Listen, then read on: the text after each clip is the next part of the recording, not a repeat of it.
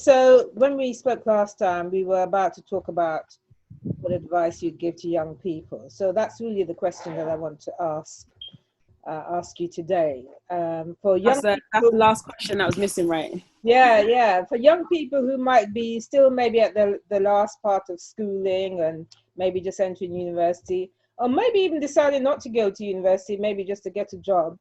What would you say to young people today, to teenagers who are wondering what to do with their life?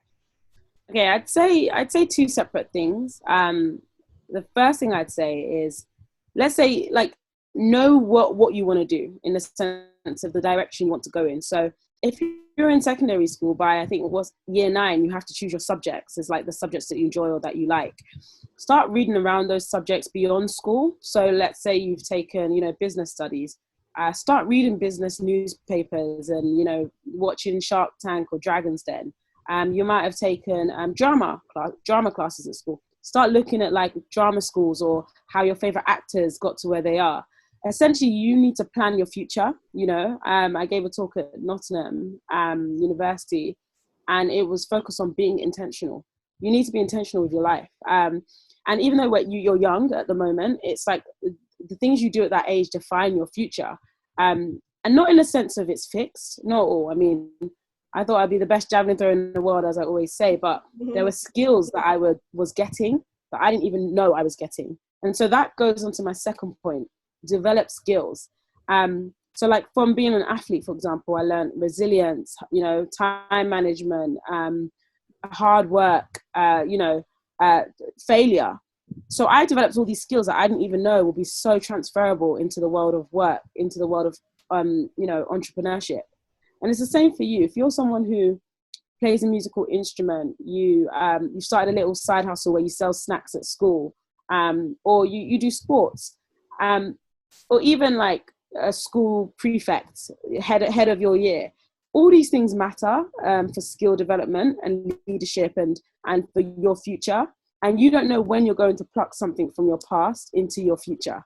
I look at times where when I was younger, I did performing arts, for example. But I didn't know performing arts will give me kind of some confidence or ability to talk or give, like public speaking. But it did help. So you don't know what the things you're doing today can do for your future, but it does make an impact. So build your skills, be intentional, have fun. You're young, there's nothing more fun than being young. I miss being young. But yeah, be very intentional. Young. What do you mean? You're still young. I mean, I'm youngish, but I'm talking about secondary school and sixth form. A decade ago, I was very focused always. Like, even though it was on my sports and academic achievement, it was still that focus of achievement, of making sure that I'm doing the best I can at what I'm currently doing. And that should always be your mindset. How can you be the best version of yourself, no matter what you're doing? I bet teachers loved you at school.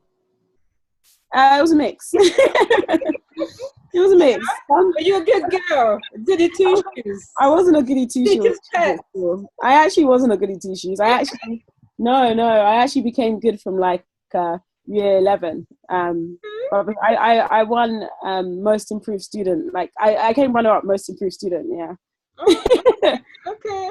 Yeah. So you don't even have to be good student to then have success in life. You just have to find yourself. And I think year 11, I was like, oh, GCSEs, this is super important. And then it's like I just woke up, like, let me focus on my GCSEs.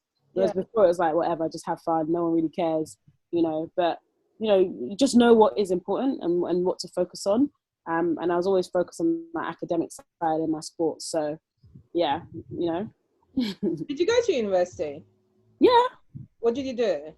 I did economics at University of Nottingham and a master's in management at the University of Florida.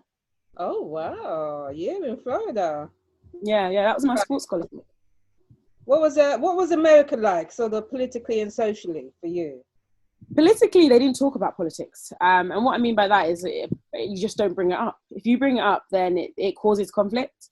That's something I learned very early on. I remember in, one circle I was in, I think it was between, Hillary and Trump, right? And I was just like, well, obviously it's going to be Hillary. You need to vote Hillary. And, one of the other girls just, looked at me kind of like, how dare you? Hillary wants to ban guns. And it's like mind blowing that everyone has their own opinion, and you just don't really know what to say because they take super seriously. So politically, it just really wasn't much of a conversation. Whereas socially, you know, I mean, it's just like the movies, right? I was an athlete, so, you know, just like you see in the movies with the jocks and all that stuff and the different societies, that's exactly what it was like. There was no difference. So it was an amazing experience. Yeah, good. But you decided to come back. You didn't want to stay there. Yeah, well, there's a few reasons why. Is that I went there for my sports mainly. And at the end of it, once your scholarship's done, you need to somehow pay for your upkeep to stay there and to train. But there wasn't many jobs in that area of where my university was. Even though it was in Florida, it was in Gainesville. So it wasn't in Orlando or in Tampa. So there wasn't jobs, you know, there wasn't finance jobs or anything like that. If there was, I would have probably stayed. Mm-hmm. So when you came back here, you found work? Yeah, straight away. Yeah. Fantastic. I worked in fintech, and that also again was part of the start of BYP because I found the job straight away when I came back, like literally as soon as I came back. But when I came back, some of my friends were still unemployed after about a year and a half, 2 years. And that was a shock. So it was like, what? You obviously impress in interviews, don't you? That's why you just walked into a job. So again, skills I didn't know I was developing, right? You know, to interview, my first interview was, I guess, you know, I worked in John Lewis as a sales assistant. And again, I went for John Lewis because I heard John Lewis is the best place you can work. So I went for what, you know, the standard. That was always my mindset. And so I guess I had some interview experiences in that sense. I don't know if you can still see me, it says internet. But I had some interview experience then, and then I did an intern whilst I was in sixth form, and again, interview experience. So I think, again, it's just that skill development. You need to develop it from young. So if you're young and you're watching this, it's like, what can you do now to start developing your interview skills? You will have interviews in the future. Maybe ask your friends or family or parents or teachers, hey, let's practice interview skills, or go online on YouTube and learn. These are the things that you can start doing to be more intentional. Or even just apply for 20 jobs and you might get 3 interviews. Not necessarily with the intent of them all, but it gives you practice, doesn't it? Exactly, just apply, exactly, even at age 15. Exactly, apply. Yeah.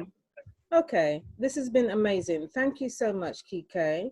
You know, you are an inspiration, and I hope that people watching this will basically follow your lead. Okay? Well, thank you.